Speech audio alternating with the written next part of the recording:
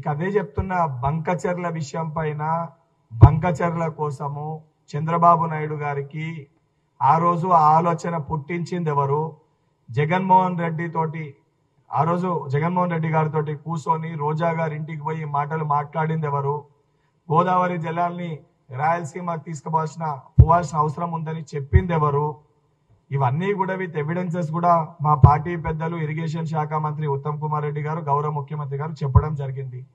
నిజంగా అవన్నీ జరగలేదంటే ప్రతిపక్ష నాయకునిగా కేసీఆర్ గారిని లేఖబెట్టమని చెప్పండి. అసెంబ్లీ సమావేశాలు పెట్టాలని మేము కూడా స్పీకర్ గారిని రిక్వెస్ట్ చేస్తాము.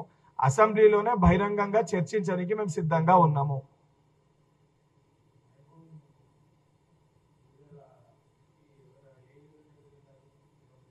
ఇప్పుడు నేను అదే అడుగుతున్నా కదన్నా, ఆ మాట్లాడిన వ్యక్తి షేక్పేట్లో ఏ అపార్ట్మెంట్కి పోతుండో, ఎందుకు పోతుండో సమాధానం చెప్పమనండి. ఇప్పుడు ఒక బాధ్యత గల నేను ఎమ్మెల్సీగా ఉన్నాను కాబట్టి పర్సనల్ ఇష్యూస్ పైన మాట్లాడొద్దు కాబట్టి ఓపికతోటి ఓర్పుతోటి మాట్లాడుతున్నాం.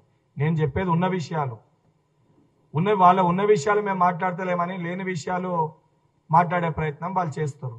నిజంగా వాళ్ళకి వాటిపైన చర్చ పెట్టాలనుకుంటే అన్ని కూడా ఎవిడెన్సెస్తో సహా అందరము తీసుకొని బయటికి వచ్చి కేటీఆర్ వస్తే అన్ని ఎవిడెన్సెస్ కూడా చూపించి కేటీఆర్తో చర్చకి నేను సిద్ధంగా ఉన్నా.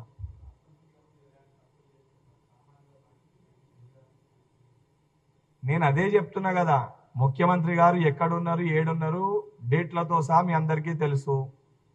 కేటీఆర్ అనే వ్యక్తి ఈ సమయంలో లేడు, అన్అఫీషియల్ ట్రిప్ అని చెప్పి మీడియా మిత్రులు కూడా ఆ సమయంలో కేటీఆర్ని సంప్రదించే ప్రయత్నం చేస్తే మీకు కూడా తెలుసు కేటీఆర్ గారు లేరు, ఎవరికి అందుబాటులో లేరు, అన్అఫీషియల్ ట్రిప్ బయటికి పోయినరు అని చెప్పారు.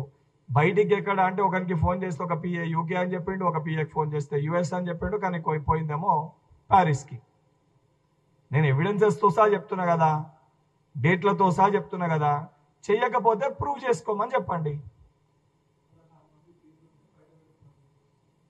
మీకు అదే అంటున్నా, ఆ పిచ్చోడు ఈరోజు కూడా పిచ్చోడు ఇంటికి ఎవడు వస్తామనే చెప్పలేదు. ఆ పిచ్చోడు నా ఇంటికి ఎవరో వస్తారు, ఇంటికి ఎవడో వస్తారు అని చెప్పి మనకి పిచ్చి ముదిరిపోయింది. మన ఎర్రగడ్డలో అడ్మిట్ చేసే సమయం ఆసన్నమైంది. ఈరోజు ఈ కేటీఆర్ విషయాలు కూడా నేను బయట ఎందుకు పెట్టాల్సి వచ్చింది? కౌశిక్ రెడ్డి అనేటోడు హరీష్ రావు మనిషి. నువ్వు ఇట్లా మాట్లాడితే కేటీఆర్ భాగవతం బయట పడుతుంది అని చెప్పి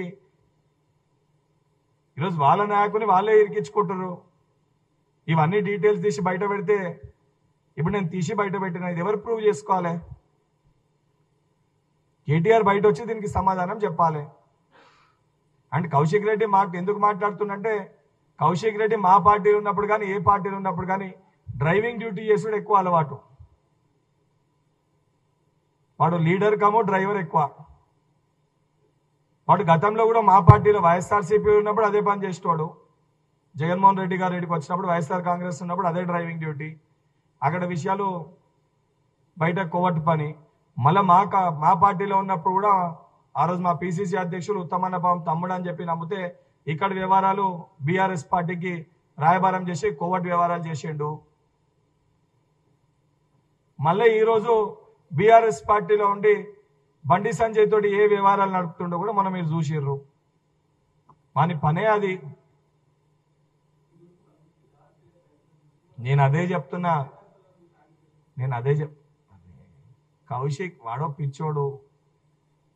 పిచ్చోనికి రాళ్ళు కొట్టాలంటే వాని ఇంటి దాకా పోవాల్సిన అవసరం లేదు. హుజరాబాద్లో తిరిగితే రేపు పొద్దున చెప్పులతోటి కొడతారు వాడిని. అంటే వాడు ఎంత సాడిస్ట్ అని అంటే, గవర్నమెంట్ ఇచ్చే జనరల్ సంక్షేమ పథకాలు ఏది సీఎంఆర్ఎఫ్, కళ్యాణ్ లక్ష్మి, షాదీ ముబారక్ చెక్కుల పైన డేట్లు ఉంటాయి. నేనే వంచాలే, అధికారులు కూడా వంచొద్దు, నా చేతుల పైకి నేనే ఇంటికి వెయ్యాలని చెప్పి మళ్ళా చెక్కులు కూడా ప్రజలకు అందుతే గవర్నమెంట్కి మంచి పేరు వస్తుందని చెప్పి కమలాపూర్ మండలం మొన్న డేట్లు అయిపోయినాక పోయి చెక్కులు వంచాడు. అది వన్ భాగవతము.